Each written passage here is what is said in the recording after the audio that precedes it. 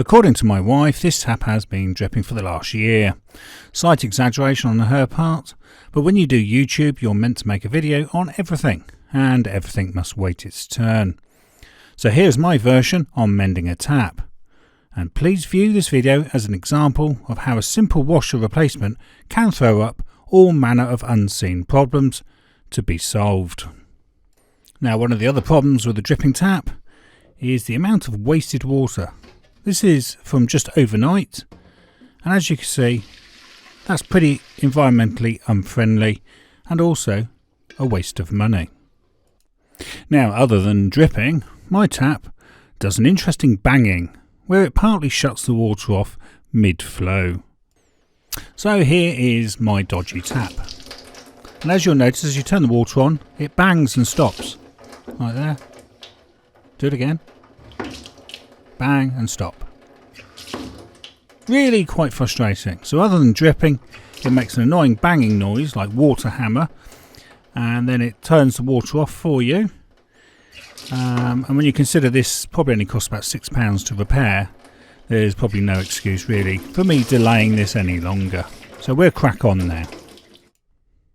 To help understand the mechanism that's inside our dripping tap, I have labelled some detailed photographs. So here's a typical replacement tap gland, and this is listed as 1/2 inch, and the 1/2 inch originally referred to the internal diameter of a pipe, not the outside of the thread or anything. For reference, the outside of the thread is about 20.55 millimeters, and the BSP stands for British Standard Pipe. These can often also be called a compression valve, and what we have there is a splined spindle, which is where the handle goes, and that is held on with a retaining screw. There's also an O-ring to stop the water coming out, and at the end we have the rubber sealing washer, which is held in place by a 6mm retaining nut. So here I've actually removed the part that rises and lowers on a coarse thread as the tap handle is rotated. When the tap is turned off, this part with the washer is forced down onto the valve seat. So if you remove the spindle retaining clip, you can actually withdraw the spindle from the main body. And here you can see yet another O-ring and also a coarse thread which operates the mechanism on the right and raises and lowers that sealing washer. So if I further dissect the mechanism that actually goes up and down on the coarse thread, you'll see that if we take the 6mm nut off and then the washer, we're left with the seat where the washer sits. So before we do anything, it's very important we turn the water off to the faulty tap first. If we don't, things could go badly wrong very quickly. So hopefully if you look under your kitchen sink, you might find a stopcock other than just some marigold gloves. Now if I look under my sink, I can only see one pipe, which is the cold water pipe, and I was hoping to see perhaps one of these, which is a stopcock, or possibly one of these miniature ones which you turn with a screwdriver. Now I was hoping to find something like this, which is the miniature isolating valves that you can operate with a screwdriver. This is under my utility sink, which is a little bit more modern.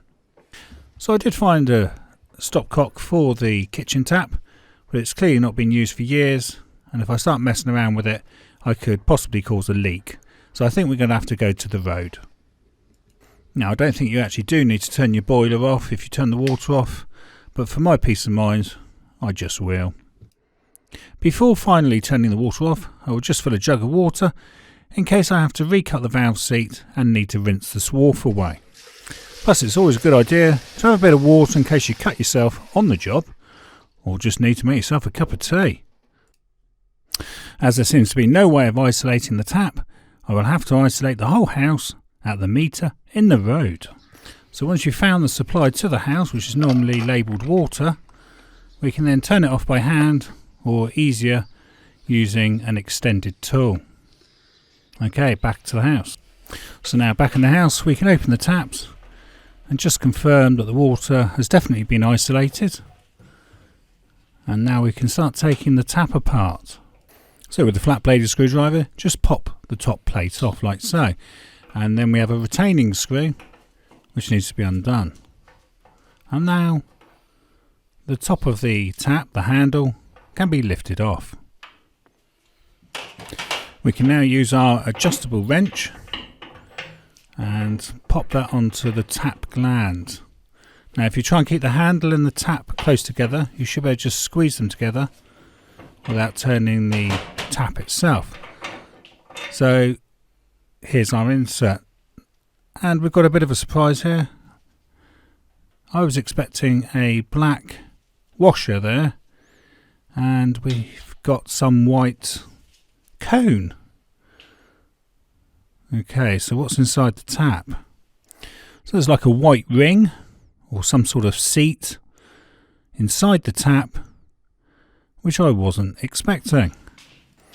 So I'm just going to use some air compressor fittings just to see if I can hook that white plastic seat out. So I can now use a little hook, and there it is. Something I've never seen before. So this must be some sort of retrofit washer system. I wonder if the cold tap's got the same sort of adaptation. So looking inside the tap, we can see the original brass seat. I've highlighted it in red. I'm wondering if that retrofit seat and coned washer was to save the cost of regrinding the tap seat. On that assumption, I will proceed to lightly regrind the tap seat. So now on to using the tap reseater, and these vary in price from about £10 to £20 depending whether it's plastic or metal. This is a metal one, so this is a slightly more expensive £20 one. So you need to find the correct head, which is that one. So we can pop that out now and put the thread through that, put our cutter on the end, screw it back in and just turn lightly in a clockwise direction. And then check the seat. You don't want to cut too much of the seat away, because obviously you can't put the seat back. So you only want to cut the least as possible. So I'm going to just do that a little bit more. And that should be enough now. Should have a nice ring of brass showing. That's where the water came in handy. And that's looking okay. As a pair of new tap glands is only £5.19, I will take this route over playing with washers. Also, the little washer nut has been removed when they fitted the white retro washer. So here is what I purchased from Screwfix. And these come with 8mm splines, which will turn out to be quite important later on. So, with our new tap glands in hand, all we got to do is pop it in and job's all good. Or so I thought. Okay, so we'll go through the motion here and we'll put a little bit of silicone lubrication on that O-ring. And then we can pop that into the tap. And this should be job done. Just pinch it up tight a little bit, not too tight. Don't want to start moving the tap around on the basin. It's not a basin, it's a kitchen sink. Make sure you put the plug in at this point before you lose the little nut. So we did get that bit right. And then you just put the handle on and watch it spin around. Brilliant. That's fantastic. So something's different. It looks like the spline on the old tap gland is slightly larger. Let's try it with the inside bit. It fits there. Well, try it again. No, still not improved.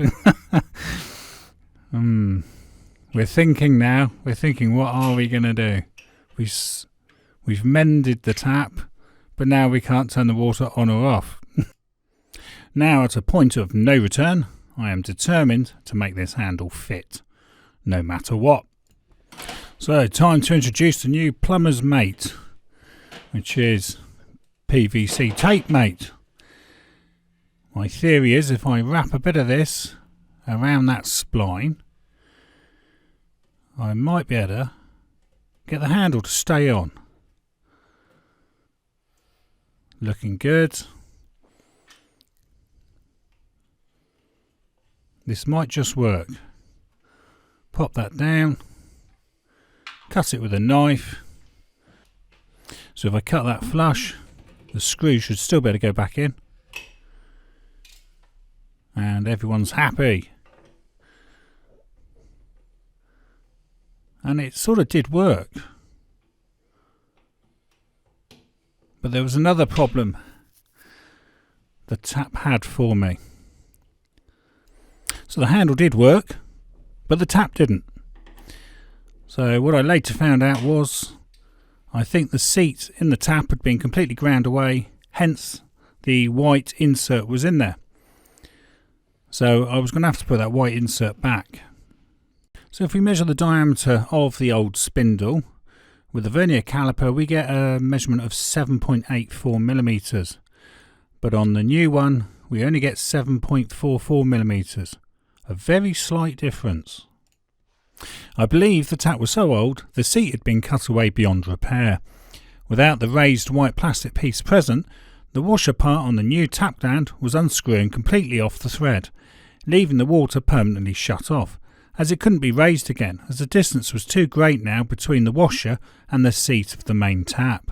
So if we actually look at how the mechanism of a gland works, when we turn the tap off, I think this is what was happening, was this part was then protruding so far it was coming off the coarse thread and shutting the water off permanently.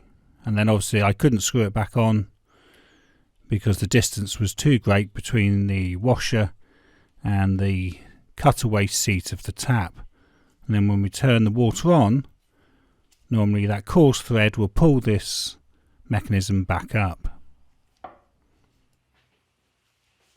So after putting the white conical seat back into the tap base, the tap did work okay, and it does shut off.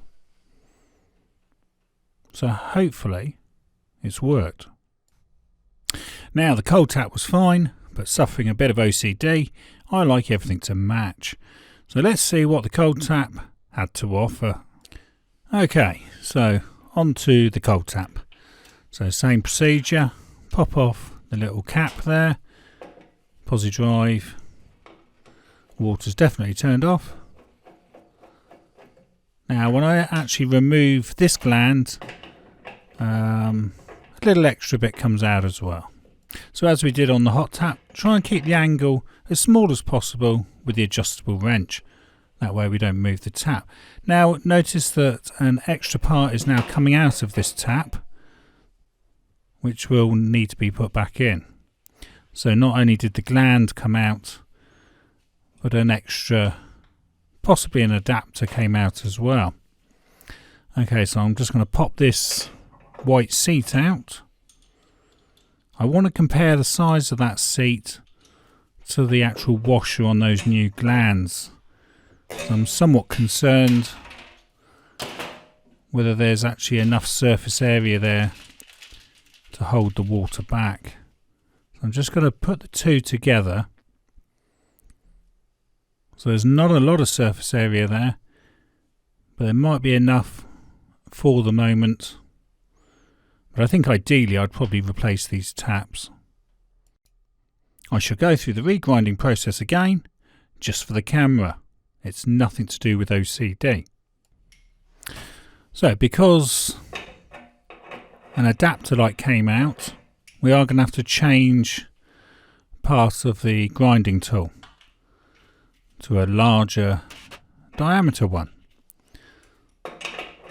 So that now fits in the larger opening, and we can grind it again. Note that the spring is supposed to be underneath the brass part and not on top.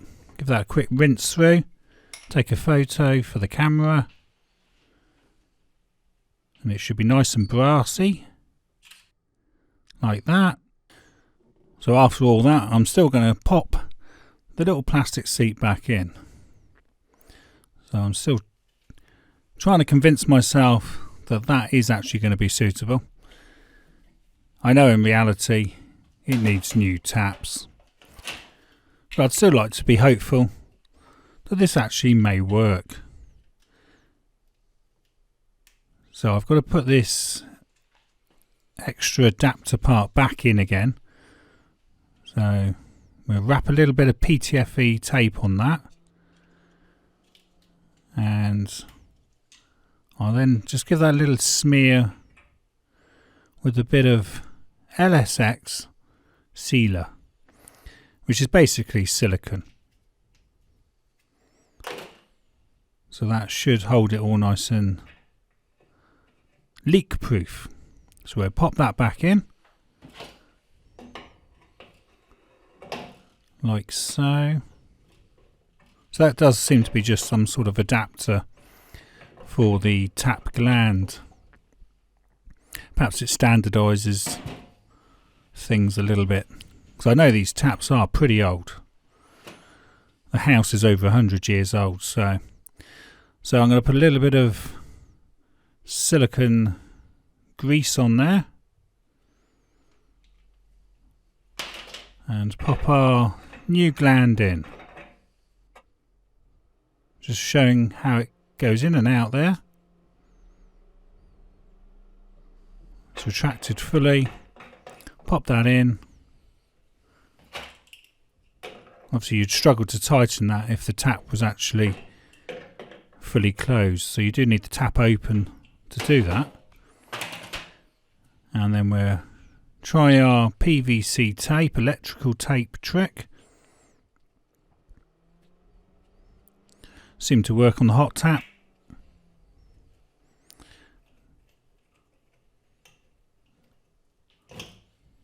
So seems tight anyway, so if I give that a good push, perhaps use an adjustable spanner just to force that down. Trim that with a knife without trimming my fingers. And I think we might end up with some working taps, even if it's temporary. At least we can know that we do now need to look out for some taps. But hopefully this will see us through for a few months at least. So we put our retaining screw back on there. I'm going to close the tap now. So I need to go and turn the water on in the street. Now I'm just going to chuck a cloth on that as a precaution, in case the water starts pouring out while I turn the water back on in the street. So out into the road, I can turn it back on. Hopefully there's not water pouring in the house now. And we can try the taps, and that seems okay. It's definitely not dripping. We've got full flow from both taps. I think I'd still see this as a temporary fix until I can get hold of some new taps. And here's some reference photographs of the old tap gland that was removed.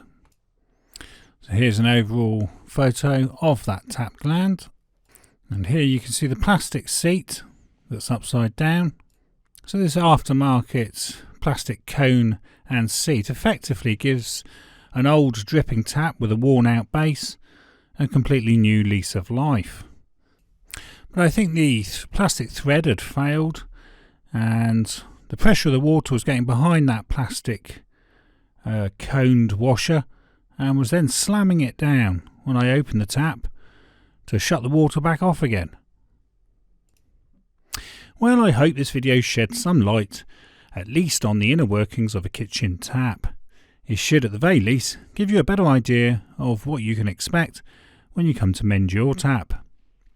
Though I'm certainly no plumber, so if in any doubt, you're probably wiser to seek the advice of someone that's properly qualified. Over me, I'm only DIY experienced, and flooding your home with water isn't to be taken lightly. So thank you for watching, and hope this video helped you in the repair of your kitchen tap. This video was filmed and edited by me, Mark Savage, in January 2021.